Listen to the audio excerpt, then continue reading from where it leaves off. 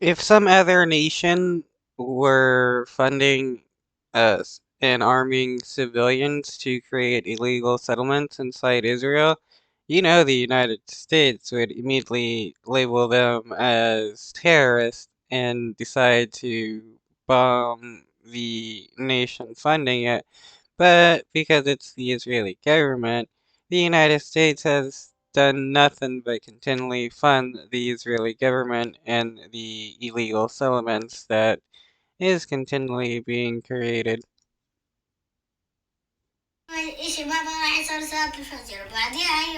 Bilal Saleh adored his family. These pictures and videos are only a fraction of their memories together. Here, he's teaching his 2 sons to read the Quran. Second only to his wife and kids was Bilal's love of his farmland. Some Saturdays, like this one, the family would picnic and tend to the olives together. It was a favorite activity until it turned deadly. Someone shouted, "Get out quickly, settlers are coming." Bilal asked the kids to hurry back home. As he and I were leaving, he realized he forgot his phone. A few minutes later, I heard gunshots. Bilal Yeah, how is this not terrorism? These people are being terrorized by Israeli settlers who have weapons and are willing to kill people and take their land. I mean, just recently there was a Palestinian American who was in the West Bank and got killed by an Israeli settler. Biden has not said anything about that. Bilal's killers were Israeli settlers, whose illegal settlements now surround all sides of the Saleh family village of El Sawiyyah. They've never spent a day in prison, nor have most settlers, whose attacks on Palestinian civilians have surged since October 7th. These attacks have penetrated El Sawiyyah. Parents are too afraid to send their kids to school. They themselves are afraid to work. And then, of course, there's the grief. Yeah, this is terrorism.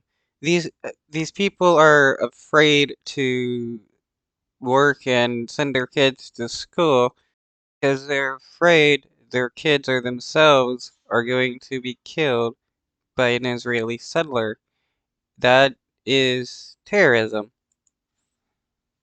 Musa tells me that what he misses most about his father is when he'd wake him up early to go on trips to the garden, to the pool. Israeli settlements in the occupied West Bank may be illegal under international law, but that matters little to the families that remain jailed in their own houses because of them, and the little faith that Palestinians may have once had in the international system and a two-state solution is growing weaker by the day. Politically, analysts say the situation looks pretty bleak as well. In the previous 75 years, What's messed up is the settlers are not considered terrorists for killing people and taking their land. Palestinians were to decide to defend themselves, they would be labeled as terrorists for defending themselves.